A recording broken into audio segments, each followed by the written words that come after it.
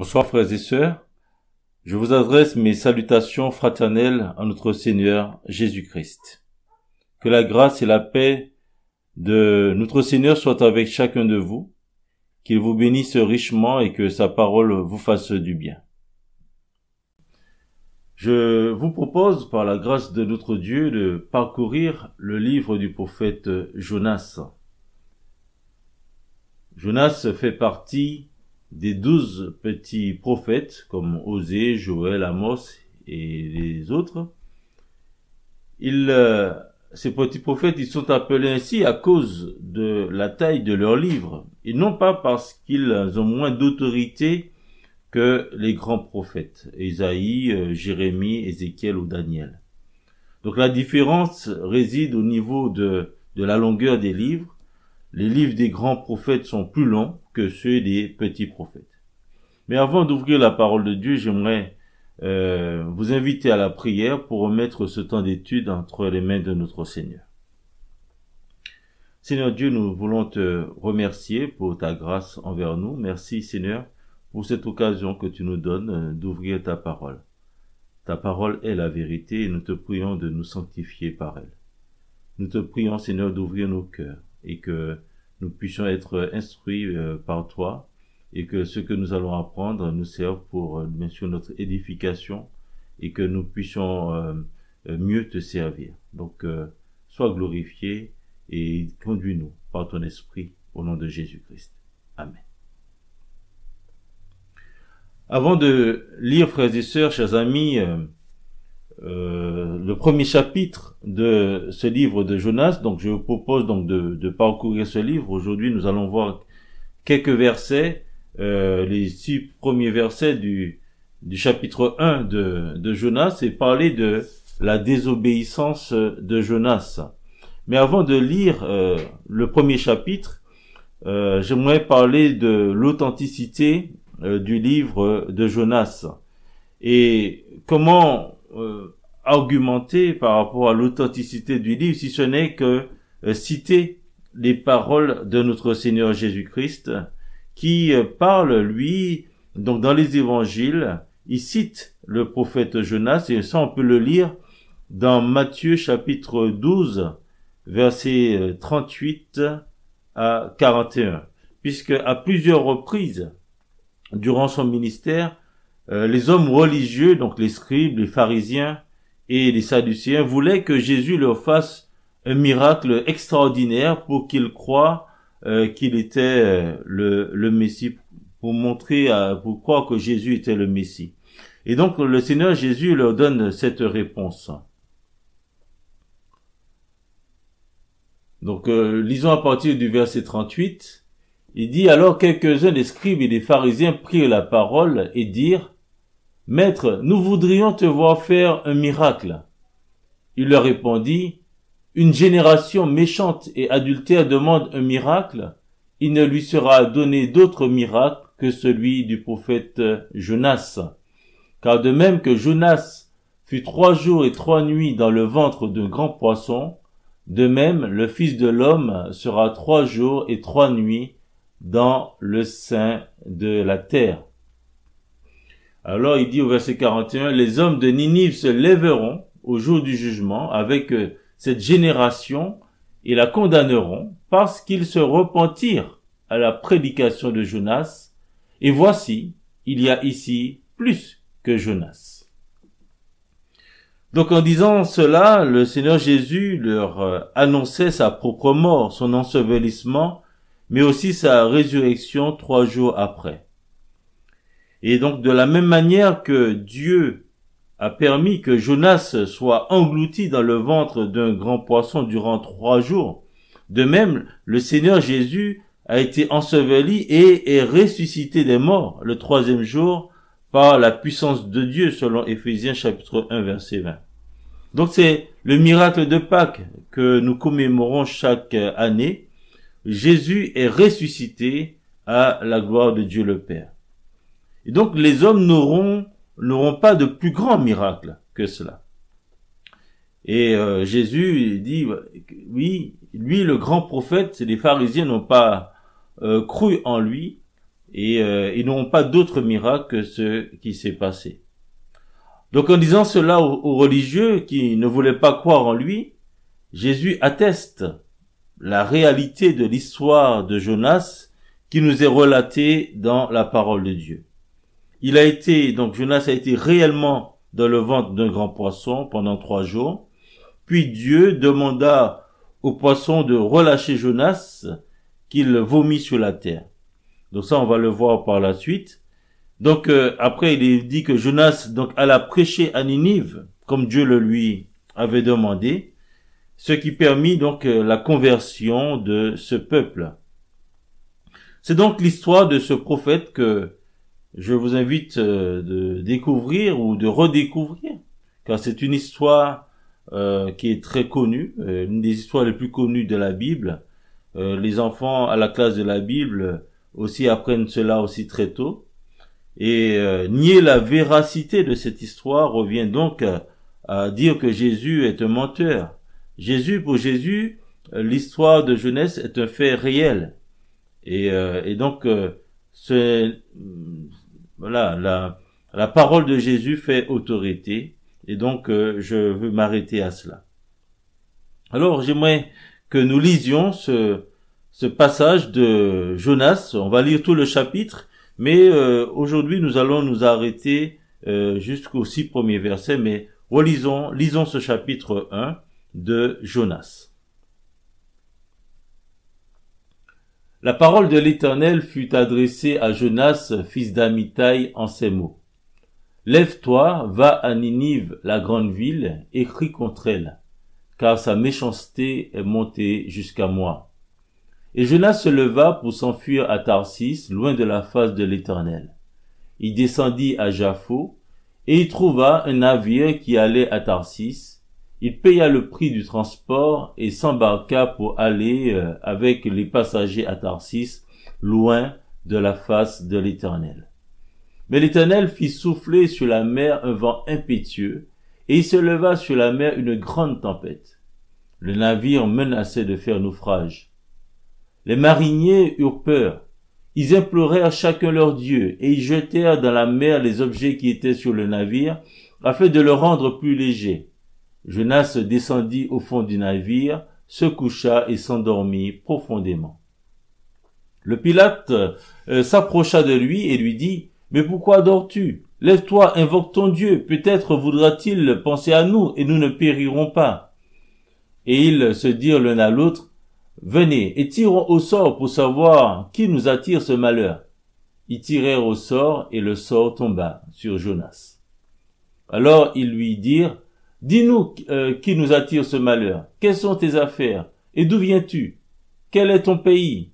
Et de quel peuple es-tu? » Il leur répondit, « Je suis hébreu et je crains l'Éternel, le Dieu des cieux, qui a fait la mer et la terre. » Ces hommes eurent une grande frayeur et ils lui dirent, « Pourquoi as-tu fait cela? » Car ces hommes savaient qu'ils fuyaient loin de la face de l'Éternel parce qu'il le leur avait déclaré. Ils lui dirent, « Que te ferons-nous pour que la mer se calme envers nous? » Car la mer était de plus en plus orageuse. Il leur répondit, « Prenez-moi et jetez-moi dans la mer, et la mer se calmera envers vous, car je sais que c'est moi qui attire sur vous cette grande tempête. » Ces hommes ramaient pour gagner la terre, mais ils ne le purent parce que la mer s'agitait toujours plus contre eux.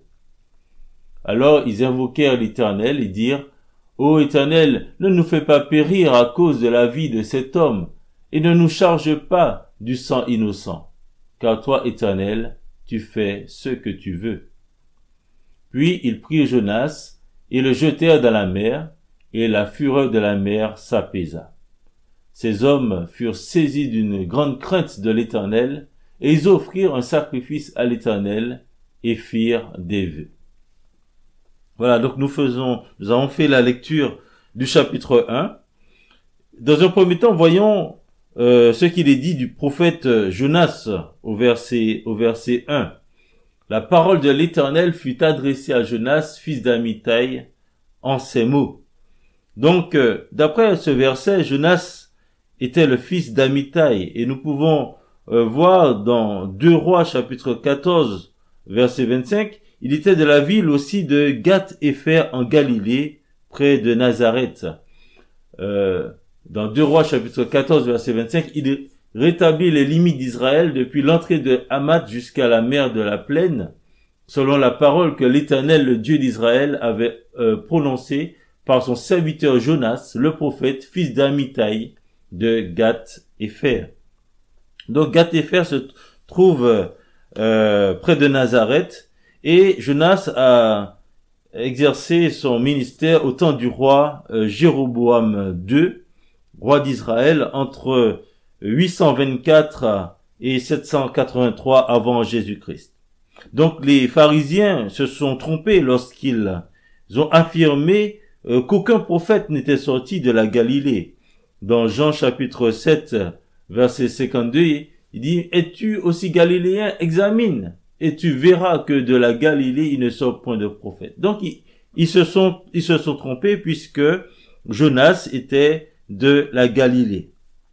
Le nom de Jonas signifie colombe. Donc il était aussi contemporain des prophètes Amos et Osée. Jonas était un serviteur de l'Éternel, un prophète qui avait la crainte de l'Éternel, le Dieu des cieux. Et c'est ce qu'il dit au verset 9. Il dit « Je suis hébreu, je crains l'Éternel, le Dieu des cieux qui a fait la mer et la terre. » Donc oui, il dit « Je crains l'Éternel », mais malheureusement, il n'obéit pas à l'ordre que le Seigneur lui a donné. Alors, le Seigneur lui donne donc cette mission d'aller à Ninive. Il dit « Lève-toi, va à Ninive, la grande ville, et crie contre elle, car sa méchanceté est montée jusqu'à moi. » Donc, le Seigneur lui demande d'aller à Ninive pour qu'il prêche donc la parole de Dieu à ce peuple méchant qui a fait toutes sortes de misères au peuple d'Israël. Et c'est peut-être cela qui va inciter Jonas à ne pas faire ce que Dieu lui demande. Donc l'Éternel dit même que sa méchanceté, la méchanceté des Ninivites est montée jusqu'à lui. Donc Ninive, c'était donc, on appelle Ninive la grande ville, c'était la capitale de l'Assyrie. Elle est mentionnée dans divers passages dans l'Ancien Testament comme dans le Nouveau, comme on vient de lire. Par exemple, dans Genèse chapitre 10, versets 11 à 12, il y parlait de Ninive. Il dit « De ce pays-là sortit Assur, il bâtit Ninive, Rehoboth, Ir, Kalash, et Rézen entre Ninive et Kalash, c'est la grande ville. » Donc vous voyez, dès la Genèse, il est fait mention de Ninive. Cette ville donc a été fondée par Nimrod, qui était donc un arrière-petit-fils de Noé. Ésaïe en parle aussi dans son livre, Ésaïe chapitre 37, il dit « Alors Sanchérib, roi d'Assyrie, leva son camp, partit et s'en retourna, et il resta à Ninive. » Il est parlé de Ninive aussi dans Nahum, dans plusieurs chapitres, dans chapitre 1, 2 et chapitre 3, il parle de Ninive, par exemple, dès le début, oracle sur Ninive, livre de la prophétie de Nahum, d'Elkosh. Dans Sophonie également, au chapitre 2, verset 13, il étendra sa main sur le septentrion, il détruira la Syrie, et il fera de Ninive une solitude, une terre aride comme le désert. Voilà. Et nous avons lu aussi ce texte de Matthieu, chapitre 12, ou dans Luc, chapitre 11, où il est fait mention de Ninive. Donc, elle était aussi donc située, cette ville, sur la rive gauche du Tigre, vis-à-vis donc de la ville actuelle de Mossoul. Donc, le tour de la ville faisait environ 100 kilomètres. À cause de sa méchanceté, Dieu donc veut avertir les Ninivites, il veut avertir ce peuple qu'il sera détruit dans un certain laps de temps. Dans Genèse chapitre 3, il est dit dans 40 jours, c'est ce qu'il est dit au chapitre 3 verset 4, Jonas va d'abord dans la ville, il va faire une journée de marche, et il criait, il disait encore 40 jours et Ninive est détruite. Donc Dieu a laissé du temps à ce peuple pour se repentir, et il demandait à son serviteur Jonas d'aller chez ces païens, un peuple qui n'aimait pas le peuple d'Israël, pour que ce peuple se repente. Mais parce qu'il est donc un Dieu, donc c'est parce que Dieu est un Dieu plein de compassion et de miséricorde. Avant de juger, il veut donner à ce peuple l'occasion donc de se repentir. Et donc cela, on voit dès le début de ce livre la compassion de Dieu pour les hommes tout simplement. Et donc c'est pour cela qu'il demande à Jonas d'aller vers eux pour leur annoncer la parole de Dieu. Mais que fait Jonas? Jonas fait le choix de la désobéissance. Et c'est ce qui est dit au verset 3. Donc le Seigneur lui dit d'aller à Ninive et Jonas se leva pour s'enfuir à Tarsis, loin de la face de l'Éternel. Il descendit à Jaffo et il trouva un navire qui allait à Tarsis. Il paya le prix du transport et s'embarqua pour aller avec les passagers à Tarsis, loin de la face de l'Éternel. Oui, donc Jonas a fait le choix de la désobéissance. Au lieu d'obéir et de faire ce que Dieu lui commandait, Jonas décida de se lever pour s'enfuir, donc à l'opposé de la destination voulue par Dieu. Donc il partit pour Tarsis, qui était pour les gens de l'époque, l'endroit le plus éloigné qu'ils pouvaient connaître, le plus extrême, l'endroit le plus extrême connu par les hommes. Donc ça se trouve au sud-ouest de l'Espagne. Jonas donc désobéit volontairement à l'ordre que lui avait donné l'Éternel. Il devait aller à Ninive, à l'est, et il part pour Tarsis, à l'extrême sud-ouest. Il voulait fuir loin de la face de l'Éternel. Mais pouvait-il s'enfuir à un endroit sans que le Seigneur ne le voie? Lorsque nous lisons le psaume chapitre 139, versets 7 à 10, voilà ce que nous pouvons lire. Le psaume 139, verset 7, il est dit « Où irai-je loin de ton esprit? Et où fuirai-je loin de ta face? Si je monte aux cieux, tu es là. Si je me couche au séjour des morts, te voilà. Si je prends les ailes de l'aurore et que j'aille habiter à l'extrémité de la mer, là aussi ta main me conduira et ta droite me saisira. » Donc oui, Jonas, peut-être qu'il a oublié qu'il servait un Dieu qui est omniprésent. Il est partout à la fois et nul ne peut se cacher de sa vue. Donc Jonas s'est enfui, mais il fallait pas qu'il oublie que Dieu allait savoir où il allait se trouver. En désobéissant à l'ordre que Dieu lui avait donné, Jonas pécha contre l'Éternel. Et selon 1 Jean chapitre 3 verset 4, il est dit que quiconque pratique le péché transgresse la loi, et le péché est la transgression de la loi. Et donc Jacques aussi nous dit que dans Jacques chapitre 4 verset 17, celui donc qui sait faire ce qui est bien et qui ne le fait pas commet un péché. Donc Jonas a fait le choix de transgresser le commandement de Dieu. Il a choisi de ne pas faire ce qui est bien, car c'est Dieu qui le lui a demandé de le faire. Donc si Dieu lui demande de faire quelque chose, c'est forcément bien. Et il a choisi de ne pas le faire. Donc Jonas a péché de la même manière que Adam et Ève ont péché en désobéissant à l'ordre que Dieu avait donné à Adam de ne pas manger de l'arbre de la connaissance du bien et du mal. Et ça, on le voit dans Genèse chapitre 2, verset 17. Le Seigneur lui dit, « Mais tu ne mangeras pas de l'arbre de la connaissance du bien et du mal, car le jour où tu en mangeras, tu mourras certainement. Et nous connaissons la suite dans Genèse chapitre 3 verset 6. Il est dit que la femme vit que l'arbre était bon à manger et agréable à la vue et qu'il était précieux pour ouvrir l'intelligence. Elle prit de son fruit et en mangea.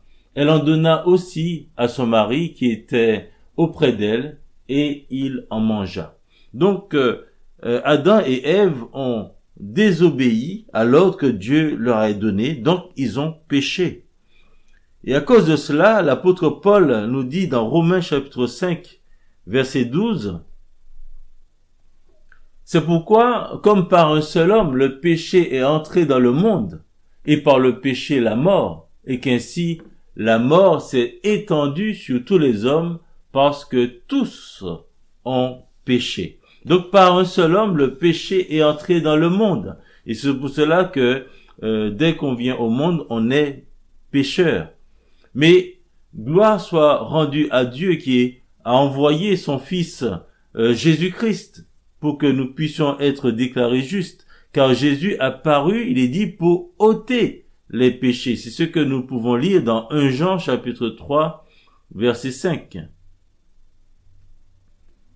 Or, vous le savez, Jésus a paru pour ôter les péchés et il n'y a point en lui de péché. Donc, le Seigneur Jésus, il est venu pour ôter les péchés. En désobéissant à l'ordre de Dieu, Jonas pécha comme Saül qui a désobéi à l'ordre de Dieu donné par Samuel, de dévouer par interdit les Amalécites dans 1 Samuel chapitre 15. Et Saül n'a pas obéi à ce commandement. Jonas pécha aussi comme David qui a commis l'adultère avec Bathsheba dans 2 Samuel chapitre 11. Ou de manière plus générale, comme le peuple d'Israël qui s'est détourné du Dieu vivant pour servir les idoles. Ou comme nous tous qui désobéissons à ce que notre Dieu nous demande. Alors voyons quelles sont les conséquences du péché de Jonas. Dans les versets 4 à 6, j'aimerais qu'on relise ce passage.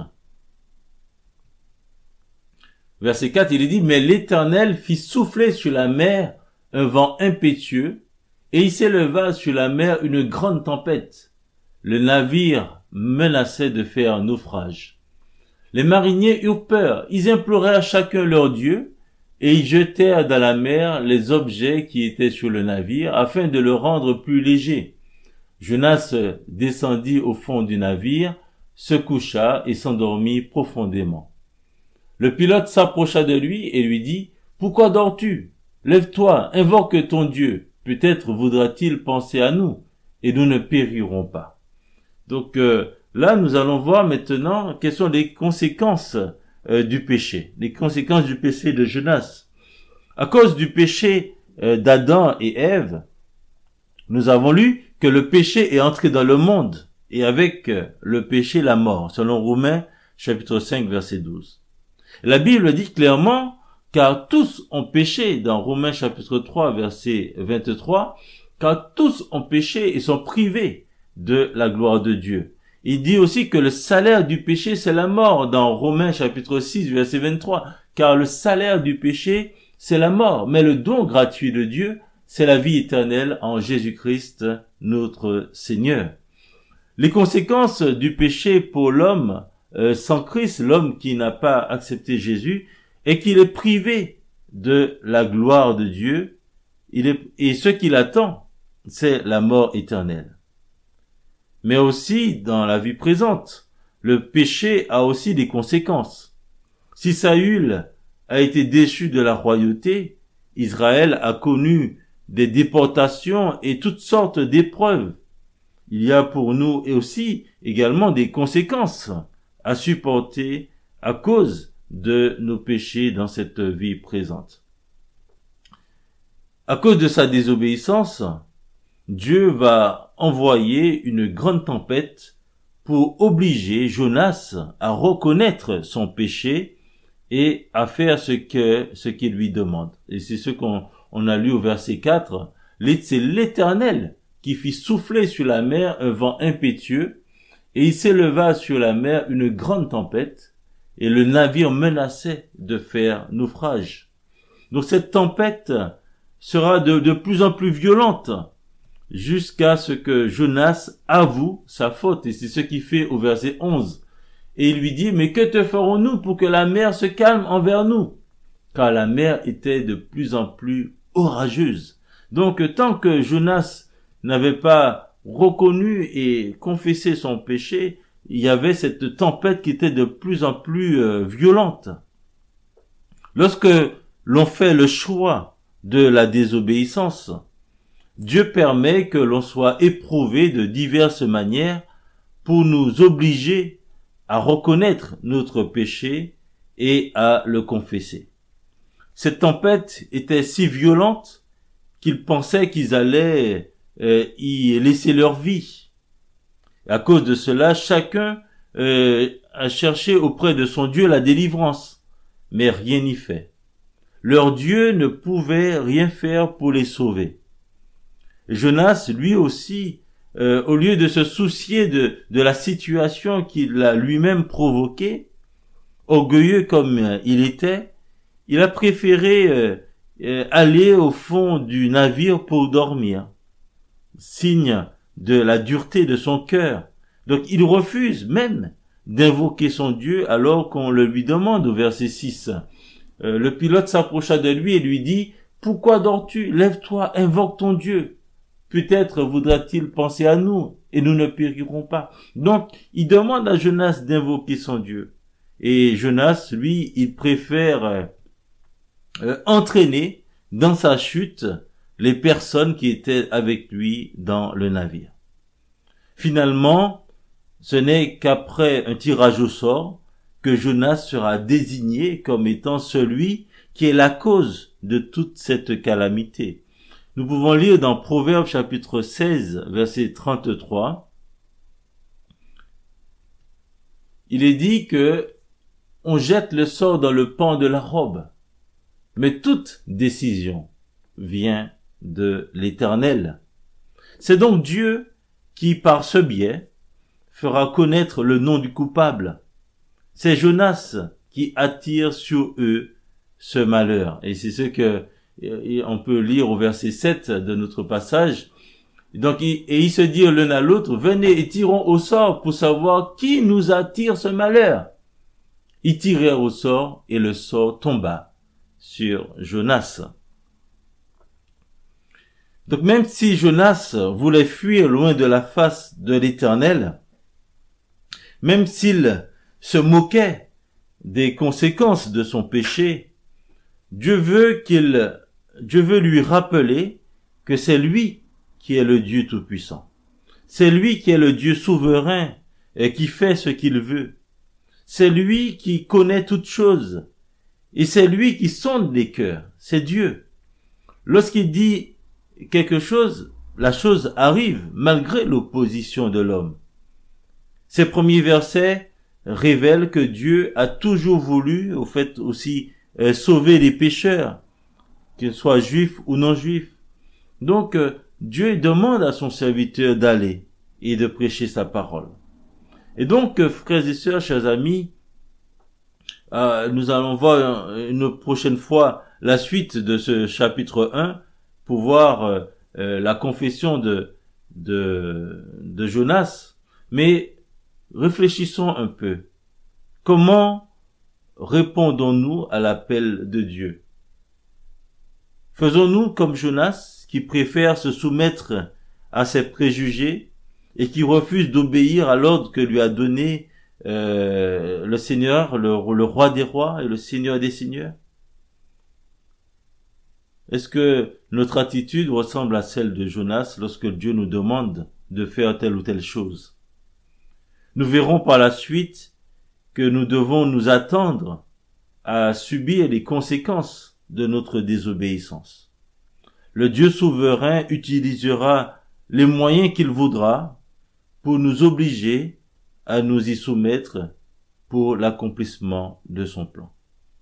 Donc voilà, que le Seigneur nous conduise, que le Seigneur nous donne à réfléchir. Sommes-nous, comme Jonas, des chrétiens désobéissants? ou est-ce que nous obéissons à ce que Dieu nous demande.